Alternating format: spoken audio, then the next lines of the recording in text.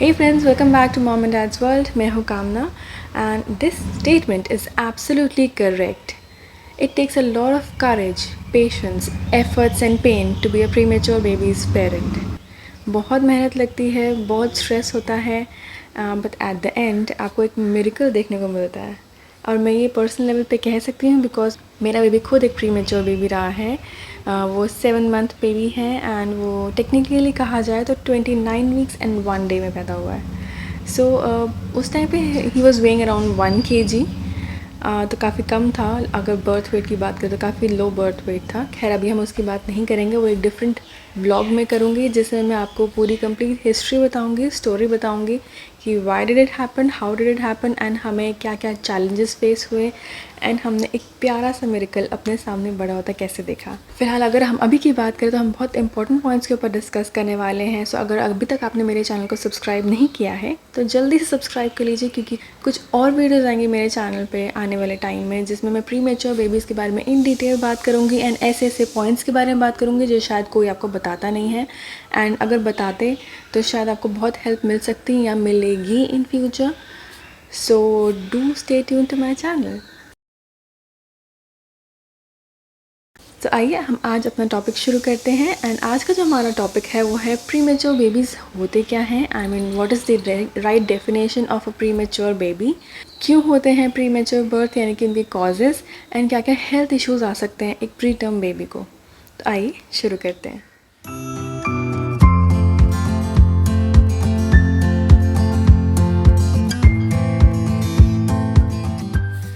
सबसे पहले मैं आपको ये बताना चाहूँगी कि प्री टर्म बेबी यानी कि प्रीमेच्योर या प्रीमी भी कहा जाता है उनको, तो वो होते क्या हैं. प्रीमीज़ यानी कि प्रीमेच्योर वो बेबीज़ होते हैं जो 37 वीक्स ऑफ प्रेगनेंसी से पहले पैदा हो जाए. यानी कि आप अगर प्रेग्नेंट हैं और 37 वीक्स तक भी नहीं पहुंच पाए, उससे पहले ही आपकी डिलीवरी हो गई है, तो आपका बेबी एक प्रीमेच्योर बेबी कहलाया जाएगा. एंड ग्लोबली अगर हम स्टैट्स की बात करें तो 15 million babies are born every year which are premature. यानी कि हर 10 में से एक बच्चा दुनिया में प्री मैच्योर बेबी होता है. सो ये कोई न्यू थिंग नहीं है. काफ़ी टाइम से, काफ़ी एज से, इनफैक्ट हमारे grandmothers and grandmothers के टाइम से ये हम सुनते आ रहे हैं कि 7 महीने का बच्चा हुआ है, 7 महीने का बच्चा हुआ है. So this is not something new, but हाँ उनके क्या क्या कंसर्न्स हो सकते हैं, क्या क्या हेल्थ इश्यूज़ हो सकते हैं, ये एक ऐसी चीज़ है जो अब धीरे धीरे साइंटिफिकली हमें नोन होती जा रही है. सो इसीलिए कहा जाता है कि it's better to have a full term pregnancy, यानी कि पूरी 37 वीक्स तक प्रेगनेंसी एटलीस्ट कंप्लीट होना बहुत ही अच्छा माना जाता है एंड बहुत ही हेल्दी प्रेगनेंसी कहा जाता है. अगर वो नहीं हो पाता है तो नथिंग टू वरी अबाउट. आने वाली वीडियोज़ में कुछ ऐसी बातें डिस्कस करेंगे जो कि आपको बहुत हेल्पफुल रहेंगी. तो आइए नेक्स्ट टॉपिक पे आते हैं.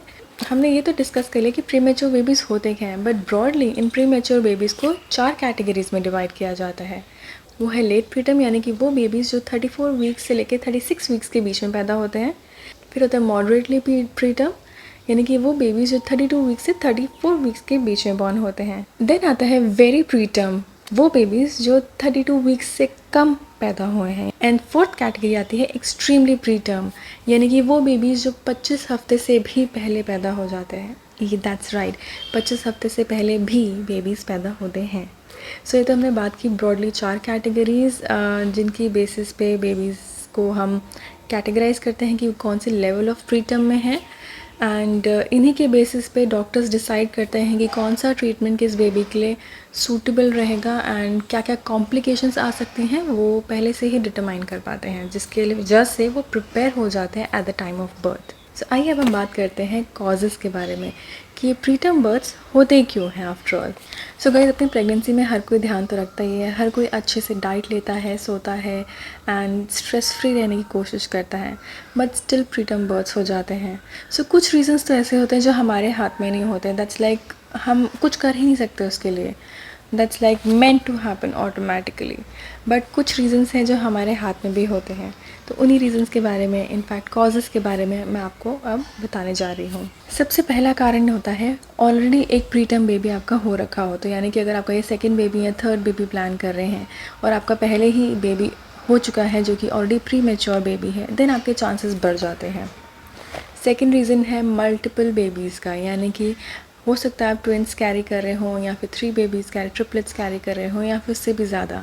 तो अगर एक से ज़्यादा बेबीज़ होते हैं देन भी प्री टर्म बेबी यानी कि प्रीमेच्योर बेबी होने के चांसेस बहुत बढ़ जाते। थर्ड पॉइंट है आपकी 2 प्रेगनेंसीज़ के बीच में 6 महीने से भी कम का गैप होना, यानी कि आपने बहुत जल्दी दोबारा कंसीव कर लिया है, तो ये भी एक बहुत मेजर कारण होता है प्री टर्म बेबीज़ के होने का। फोर्थ पॉइंट आता है मेडिकल असिस्टेंस के थ्रू कंसेप्शन, यानी कि IVF के थ्रू कंसेप्शन करना, जो कि आर्टिफिशियली होता है। So there is a probability जिसकी वजह से प्री टर्म या प्री मैच्योर बेबीज़ हो सकते हैं। फिफ्थ पॉइंट आता है कि आपकी यूट्रस, सर्विक्स या फिर प्लेसेंटा में कोई प्रॉब्लम हो रही है जिसकी वजह से प्री टर्म बेबी करना ज़रूरी हो गया है डॉक्टर्स के लिए।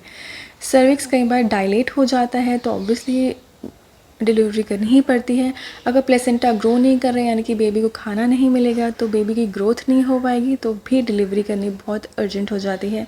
एंड यूट्रस में अगर लीकेज हो गई है या फिर बेबी वहाँ पे स्टेबल नहीं हो पा रहा, कुछ भी मेम्ब्रेन में प्रॉब्लम हो गई, देन भी डॉक्टर्स के लिए बहुत क्रिटिकल हो जाता है कि वो डिलीवरी कर दें। तो ऐसे में प्री टर्म डिलीवरीज की जाती हैं। नेक्स्ट आता है 6 पॉइंट, अगर आप स्मोक करते हैं तो स्मोकिंग, जैसे मैंने अपने पहले वीडियो में बताया ही था जिसका लिंक आप ऊपर देख पाएंगे, वो बेबीज़ के लिए थोड़ी हार्मफुल होती है, इनफैक्ट काफ़ी हार्मफुल होती है एंड उससे प्रॉबिलिटी बढ़ जाती है आपकी प्री टर्म डिलीवरीज़ की। So please avoid it if you don't want a pre mature baby. 7th point आता है कि इन्फेक्शन होना आपके एमनियोटिक फ्लूइड में। एमनियोटिक फ्लूइड क्या होता है, जो फ्लूइड आपकी वूम में यानी कि आपके गर्भाशय में एक फ्लूइड होता है जिसमें बेबी तैरता है, उसको एमनियोटिक फ्लूइड कहते हैं। अगर उसमें कोई इन्फेक्शन हो जाता है देन डिलीवरी करनी बहुत असेंशियल हो जाती है, बिकॉज इन्फेक्शियस वाटर में बेबी को रख नहीं सकते हैं एंड बेबी को बहुत हेल्थ इश्यूज़ हो सकते हैं। So doctor has to take a decision then, इससे बेटर बेबी को हम बाहर निकाल दें। देन 8th पॉइंट आता है कोई क्रॉनिक कंडीशन होना, जैसे कि high blood pressure, diabetes, thyroid, इस टाइप की कोई प्रॉब्लम होना जिसकी वजह से बेबी को बहुत सीवियर इम्पैक्ट हो सकता है एंड सीरियस हेल्थ इश्यूज़ हो सकते हैं। Then also doctors might take a decision to have a preterm delivery for you. 9th point is आपका ओवरवेट या अंडरवेट होना at the time of conception. अगर आपका वेट बहुत ज़्यादा है तो भी बहुत दिक्कत है, अंडरवेट है तो भी बहुत दिक्कत है, जिसकी वजह से बहुत प्रॉबिलिटी बढ़ जाती है कि आपकी डिलीवरी जल्दी हो जाए। 10th point is of course stress. अगर आप बहुत स्ट्रेस रहते हैं, वर्क का प्रेशर लेते हैं या फिर आप बहुत नेगेटिव थॉट्स रखते हैं अपने दिमाग में, तो definitely there is a chance कि आप प्री टर्म डिलीवरी कर सकते हैं। तभी कहा जाता है जब आप प्रेग्नेंट होते हैं कि बिल्कुल भी कुछ मत सोचिए, जस्ट अच्छा सोचिए, अच्छी चीज़ें पढ़िए, अच्छी चीज़ें देखिए, जिससे कि आप स्ट्रेस फ्री रह सकें एंड हैप्पी रह सकें, because happy baby is equal to healthy pregnancy. 11th point आता है कि अगर आपकी कोई हिस्ट्री रह चुकी हो मिसकैरेजेस की या फिर मिसकैरेज की या फिर एबॉर्शन की, देन ऑल्सो प्रॉबिलिटी बहुत हाई हो जाती है कि आपका एक प्री मैच्योर बेबी डिलीवर होगा।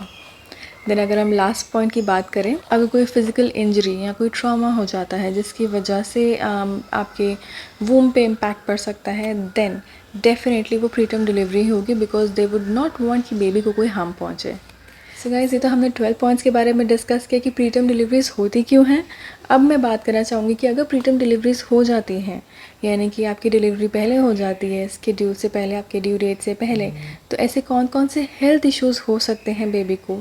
Might be, not 100% but might face some challenges, क्योंकि आप खुद ही सोचिए, बेबी जहाँ पे 9 मंथ्स में डिलीवर होना था वो 7 मंथ में डिलीवर हो गया, यानी कि वो जो लास्ट ट्रिमेस्टर है, जो सबसे क्रिटिकल एंड क्रूशियल माना जाता है एक बेबी के डेवलपमेंट के लिए, वो ही उसको अंदर रहने को नहीं मिला, वो डेवलप होने को नहीं मिला। तो सोचिए उसको बाहर आके कितने चैलेंजेस फेस करने पड़ सकते हैं, बिकॉज़ लास्ट ट्राइमेस्टर जो होता है वो इतना क्रिटिकल होता है जिसमें आपकी बेबी में बॉडी फैट आता है एंड उसके ब्रेन डेवलपमेंट होती है एंड उसके लंग्स की डेवलपमेंट होती है। एंड मैं आपको ये बताना चाहूँगी, लंग्स सबसे लास्ट डेवलप होते हैं एक बेबी की बॉडी में। सो इसीलिए प्रीटर्म बेबीज़ को थोड़े से चैलेंजेस फेस करने पड़ते हैं जब वो इस दुनिया में आते हैं, एंड इसलिए कुछ हेल्थ कंसर्न्स होते हैं जो हर एक पेरेंट को पता होने ज़रूरी हैं, ताकि वो उस हिसाब से मेंटली प्रिपेयर हो सकें एंड वो चेक कर सकें अपने डॉक्टर से कि उनके बेबी को उनमें से कोई हेल्थ इशू है कि नहीं। तो आइए देखते हैं वो कौन कौन से हेल्थ इश्यूज़ हैं, ब्रॉडली कैटेगराइज किया जाते हैं, विच आर वेरी कॉमन। तो आइए देखते हैं। सबसे पहला जो प्रॉब्लम होता है वो होता है लो बर्थ वेट। जनरली आप देखते हैं बेबीज़ बहुत क्यूट एंड चबी से होते हैं, पिंक पिंक से होते हैं, बहुत प्यारे लगते हैं डिलीवरी के टाइम पे, लेकिन जब वो प्री मेच्योर होते हैं वो एक नॉर्मल बेबी की तरह बिल्कुल नहीं लगते हैं। वो बहुत छोटे होते हैं साइज़ में, क्योंकि अभी उनकी बॉडी पे वो फैट आना शुरू ही नहीं हुआ था। वो बेसिक सिर्फ ऑर्गन्स बने होते हैं उसकी बॉडी में, जिसकी वजह से वो बिल्कुल छोटा सा बेबी होता है। उनका birth weight can be really low. अगर आप एक्सट्रीमली प्रीटर्म बेबी है आपका, यानी कि 25 वीक्स बॉर्न है, तो उसका वेट माइट बी अराउंड 500 और 550 ग्राम्स। जी हाँ, ग्राम्स। अगर हम प्रीटर्म बेबीज़ की बात करें तो उनका वेट जनरली ग्राम्स में ही कैलकुलेट किया जाता है, बिकॉज वो केजीज़ में जा नहीं पाते हैं ज़्यादा। सो इतना लो हो सकता है। अगर मैं अपने बेबी की बात करूं जो कि 29 वीक बॉर्न था, तो बहुत मेहनत के बाद उसका वेट, बहुत प्रोटीन खा खा के उसका वेट मैंने इंक्रीज़ करा था किसी तरह से, and we reached a mark of 1 kg which was absolutely required and it was a big milestone for him. 1 kilo उसके लिए बहुत बड़ी चीज़ थी, एंड जिसकी वजह से वो बहुत सारे और एडिशनल हेल्थ प्रॉब्लम से वो बच पाया। So it can range from 500 grams to 1800 grams, यानी कि 8 किलो 800 ग्राम तक वेरी कर सकता है। एंड कई प्रीटर्म बेबीज़ अगर हेल्दी होते हैं तो 2 किलो तक भी होते हैं। सो वो आप देख पाएंगे थोड़ा लो बर्थ वेट है। उनका जो फेस है बाकी कंपैरिजन में, बाकी फुल टर्म बेबी से कंपैरिजन में थोड़ा सा लेस राउंडेड होगा एंड थोड़ा सा पॉइंटेड होगा, बिकॉज ऑब्वियसली फैट डिपॉजिशन नहीं है बॉडी में, तो चीक्स एंड प्यारे प्यारे से गोल गोल गाल अभी उनके बने नहीं होते हैं, जो कि ओवर द टाइम हो जाते हैं। So nothing to worry about. So one is low birth weight. Second point की बात करें तो उनका लंग्स, बिकॉज जैसे मैंने आपको कहा सबसे लास्ट में डेवलप होता है, तो उनको कुछ ब्रीदिंग इश्यूज़ होते हैं। सो जब भी प्रीटर्म बेबीज़ डिलीवर होते हैं वो इनिशियली ब्रीद नहीं कर पाते हैं खुद से, तो इसलिए उनको ऑक्सीजन लगाया जाता है या CPAP लगाया जाता है ताकि उनके लंग्स ओपन अप हो सकें। सो इसलिए जस्ट बी प्रिपेयर्ड। अगर आपका कोई प्रीटर्म बेबी होता है या फिर ऑलरेडी है एंड अगर आप उसको देख रहे हैं कि वो ऑक्सीजन के अंदर है इनक्यूबेटर में, so don't worry, you will see that. And once baby is able to breathe properly, खुद से जब सांस ले पाएगा, ऑक्सीजन ले पाएगा, तो डॉक्टर अपने आप ही वो हटा देंगे। एंड वो भी एक बहुत बड़ा माइलस्टोन होता है। वो हम डिफरेंट टॉपिक में कवर करेंगे कि बेबी के क्या क्या माइलस्टोन्स होते हैं, बट फ़िलहाल ये जान लीजिए कि उनको ब्रीदिंग इश्यूज़ होते हैं एंड उनको थोड़ा टाइम लगता है उस ऑक्सीजन से बाहर आने में। थर्ड पॉइंट जो कि हर बेबी के साथ होता है, जॉन्डिस की प्रॉब्लम। सो जैसे मैंने आपको बताया था, around 95% of the babies, in fact more than that, are born with jaundice issues. So ये प्रीटर्म बेबीज़ पे भी लागू होता है, बिकॉज उनके लिए एक एनवायरनमेंट सडन चेंज है, तो इसलिए उनको जॉन्डिस कैच हो सकता है। फोर्थ पॉइंट इज़ इन्फेक्शन का डर, बिकॉज वो बहुत ही फ्रजाइल होते हैं, बहुत छोटे होते हैं एंड अभी उनकी इम्यूनिटी इतनी डेवलप नहीं होती है, तो प्रॉबिलिटी है कि वो इन्फेक्शन जल्दी कैच कर सकते हैं। दैट्स वाई उनको निकू यानी कि नियोनाटल इंटेंसिव केयर यूनिट में रखा जाता है, ताकि उनकी अच्छे से देखभाल की जा सके, वो इन्फेक्शन से बचे रहें। फिफ्थ पॉइंट आता है ROP, यानी कि रेटिनोपैथी ऑफ प्रीमेच्योरिटी। बेबीज़ की जनरली आई साइट बहुत वीक होती है, बिकॉज आइज़ के जो वेसल्स हैं वो इतने डेवलप नहीं हुए होते हैं, जिसकी वजह से उनको देखने में प्रॉब्लम आती है। एंड अगर वो ट्रीट नहीं किया जाए तो कंप्लीट ब्लाइंडनेस भी हो सकती है या फिर पार्शियल ब्लाइंडनेस भी हो सकती है। इसलिए जब प्रीमेच्योर बेबी होते हैं तो टाइम टू टाइम उनके सेशंस होते हैं निकू के अंदर ही, जिससे कि वो चेक कर पाते हैं डॉक्टर्स कि उनकी ब्लड वेसल्स प्रॉपर्ली डेवलप हो रही हैं कि नहीं हो रही आइज़ के अंदर। अगर वो ढंग से मसल्स डेवलप होगी then your baby would be absolutely fine. But कुछ बेबीज़, नॉट ऑल, बट कुछ बेबीज़ ऐसे होते हैं जिनको ROP की प्रॉब्लम होती है एंड उनकी फिर डिफरेंट मेथड्स होते हैं। क्रायो मेथड होता है या फिर लेज़र टेक्नोलॉजी होती है, जिसके बेसिस पे उनकी आई साइट ठीक कर दी जाती है, जैसे कि मेरे बेबी के साथ हुआ है। Again that's a different topic all together, हम इसके बारे में बात नहीं करेंगे। Next come apnea. Oh God, ये बहुत बड़ी प्रॉब्लम लगती है मुझे। इनफैक्ट मेरे लिए तो बहुत ही स्केरी सिचुएशन थी ये। एपनिया होता क्या है? एपनिया वो कंडीशन होती है जिसमें preterm babies for few seconds breathe करना छोड़ देते हैं, बिकॉज उनको हैबिट नहीं होती है। अंदर मदर के अंदर जब वो होते हैं तो वो ब्रीथ नहीं करते हैं ऑक्सीजन को, वो पानी के अंदर ही रहते हैं एंड मदर के ऑक्सीजन बॉडी लेवल से उनको ऑक्सीजन मिलते रहते हैं, बट बाहर आके उनको अपने लंग्स का इस्तेमाल करना पड़ता है ब्रीथ करने के लिए, and they are not used to it. So इसी वजह से उनको ब्रीदिंग चैलेंज भी रहता है एंड वो कई बार ब्रीथ करते करते भूल जाते हैं। I know it sound silly but वो भूल जाते हैं तो, और हम लोग पेरेंट्स डर जाते हैं। You know this situation can be extremely scary for any parent. मैंने अपनी आंखों के आगे होते देखा है, क्योंकि जब बेबीज़ भूल जाते हैं ब्रीथ करना and it can last up to 15-20 seconds and this can have a main impact on the oxygen level on the body and oxygen level dip होता जाता है। एंड जब वो डिप होता है तो बेबी नीला पड़ता जाता है and it is very important at that time कि उसको स्टिमुलेट किया जाए। एंड ऑब्वियसली वहाँ पे निकू में डॉक्टर्स एंड नर्सेस तो होते ही हैं बेबी का ख्याल रखने के लिए। तो जब अगर ऐसा सिचुएशन आता है जिसमें बेबी ब्रीथ करना भूल जाता है तो बेबीज़ के साथ मॉनिटर अटैच होता है जो कि बीप कर देता है एंड इन्फॉर्म कर देता है सिस्टर्स को कि you know baby is not breathing properly. Then sisters and doctors आके बेबी को स्टिमुलेट करते हैं, या तो उसके पैर पे रब करते हैं या उसके बैक पे रब करते हैं, किस तरह से उसको स्टिमुलेट करते हैं कि उसको एकदम से होश आए कि मुझे हाँ ब्रीथ करना है।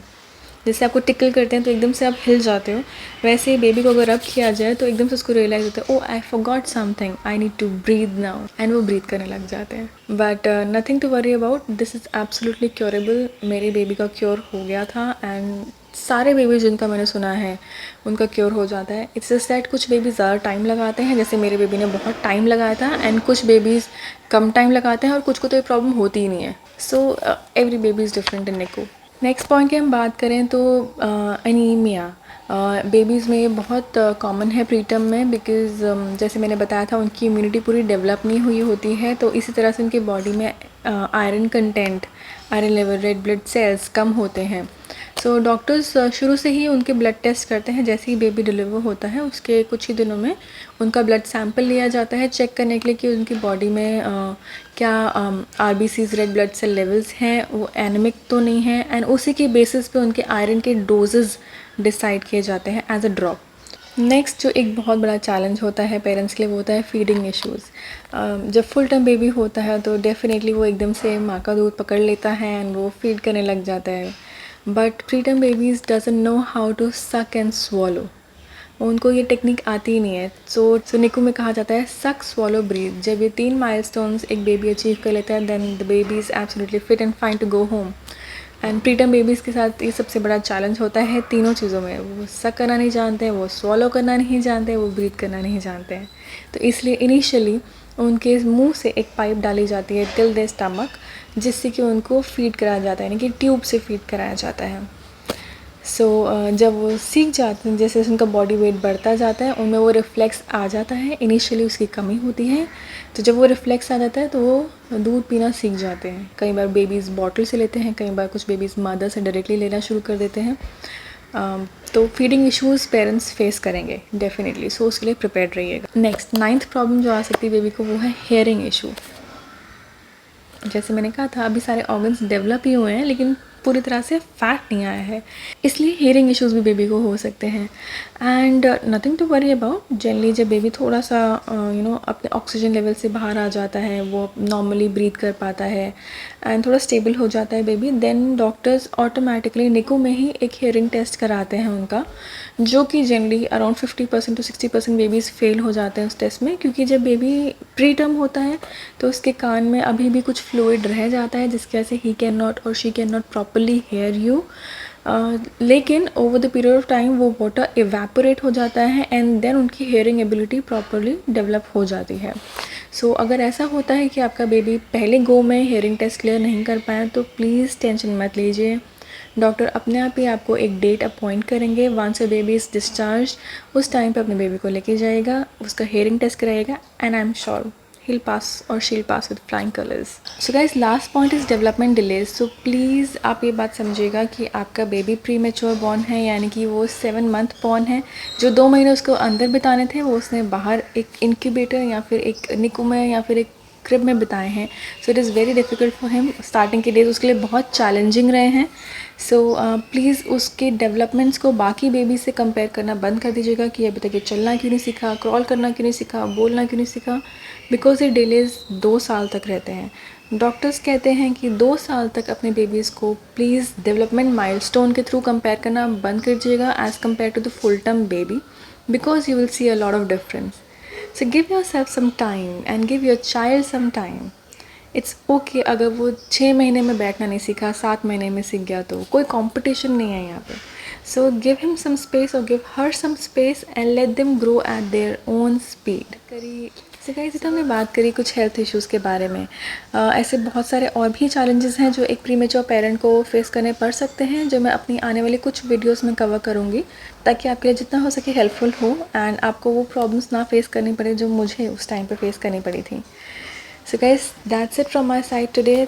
अगर आपने मेरे चैनल पर अभी तक सब्सक्राइब नहीं किया है तो please subscribe to my channel and is a bell icon right next to it. उसको ज़रूर दबाइएगा ताकि आपको नोटिफिकेशन आ जाए इन केस अगर कोई भी मैं लेटेस्ट वीडियो पब्लिश करती हूँ तो. एंड अगर आपको वीडियो पसंद आए तो लाइक ज़रूर कीजिएगा एंड प्लीज़ उनके साथ शेयर कीजिएगा जिनको इस इन्फॉर्मेशन की बहुत ज़रूरत हो. कमेंट सेक्शन में आप नीचे बता सकते हैं कि आपको वीडियो कैसा लगा. इनफैक्ट आपको कोई प्रीमेच्योर बेबी रहा है, कोई एक्सपीरियंस रहा है कि नहीं रहा, एंड रहा है तो what was your experience all about. I would be more than happy to read it aloud in front of everyone if you want to discuss that. Okay guys, that's all from my end. Thank you so much for watching my video. Ciao.